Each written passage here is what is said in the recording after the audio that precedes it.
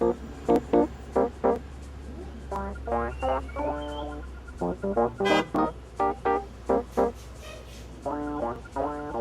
remember, I'll never forget that moment. I walked into the store and I saw these sneakers and I picked them up off the wall.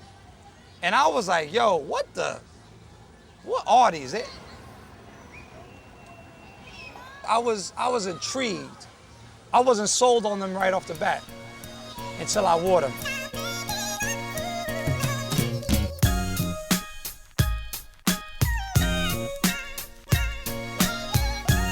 It was the ball-playing community that wore those sneakers off the bat to play ball.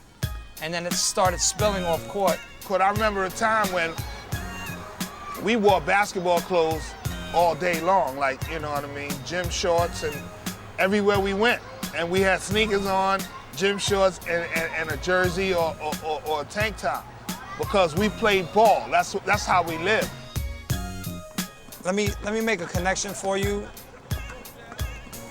Like basketball and hip hop, they're so intertwined.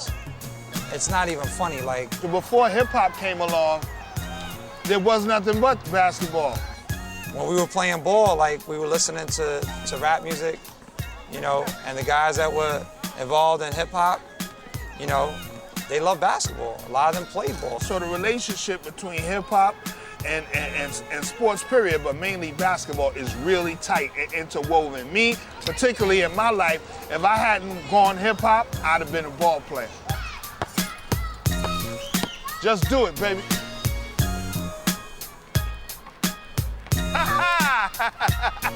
You know, so there's always been that connection of like hip hop, basketball, New York, and the styles mesh. You know, walking here is a very functional part of living in New York, you know. So if you're gonna walk, you know, it's like, what do you want to be seen in?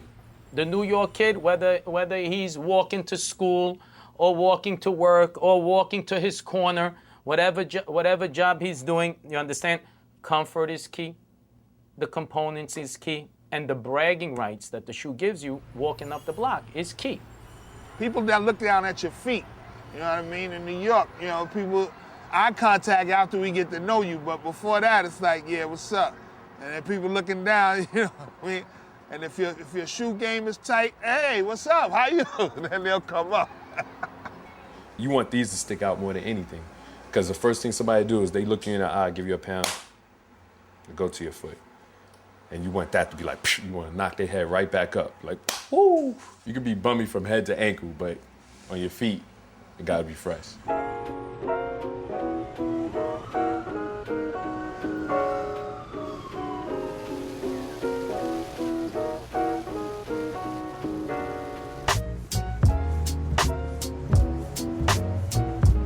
Harlem has always been such a like a headquarters, if you will, or center for African-American style, a great place for music, basketball,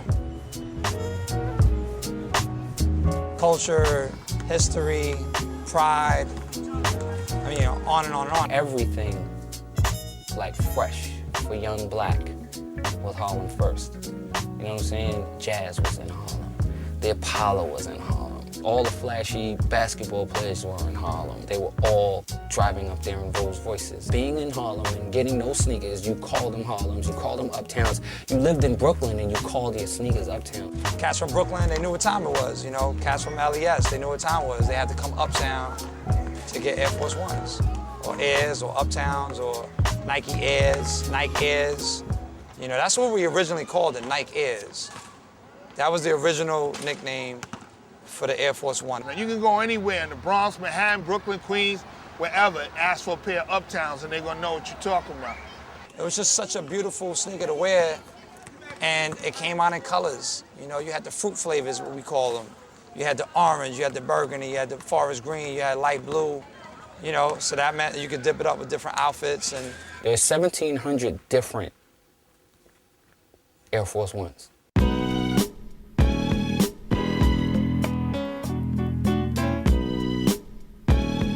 I mean, there is no other sneaker that made that many different variations. Do you know of any?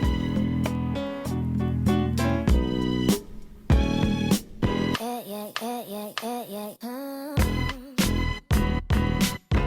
Nothing is as popular in dressing circles and, you know, in being fresh to death circles than Air Force Ones. That's some people's dress shoe. Like, they'll get fly, like, that's it, like, I wear it with my linens, I put on my little tux with it, you know what I mean, like, and get married in them. Those are like one of those only sneakers that you can really do that and get away with it. Oh my goodness, I'm gonna kill them with these right here. I'm with these right here, go murder them. Woo, if somebody spill a drink, you really end up murdering somebody. See, it's not just about having an ill pair of sneakers, it's about putting it together properly. Because if you put it together properly, that neck that snaps breaks a little harder. It's just like, he's just not wearing these sneakers and looking crazy. He's wearing the sneakers with the right shirt and the right hat, and he's killing it. Hip-hop people stay fresh. They're clothes horses. We're clothes horses. We like to look good, and some of us are really extreme with it. And when you have rappers or when you have people who are influencing the urban culture saying, like, this is my brand of choice, you know, that makes a huge impact on a young kid. You know, because that kid wants to have anything that that artist pretty much produces or uses.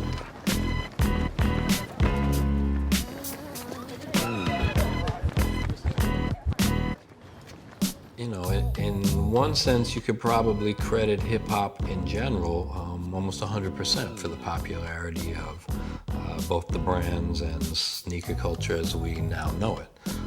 But at the same time, it's a little bit the chicken and the egg, and hip-hop in general is a reflection of what's going on in the streets.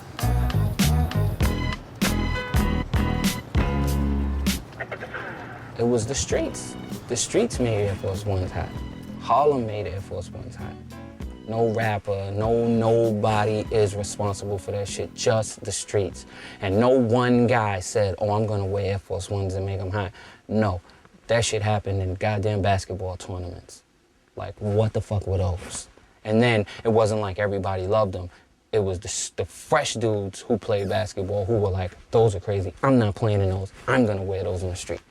It wasn't like Nike was like, bow, the shoe of choice. This is for you. You know, it was something that was adopted. It was something that was real. It was something that happened slowly, one kid at a time, one community at a time.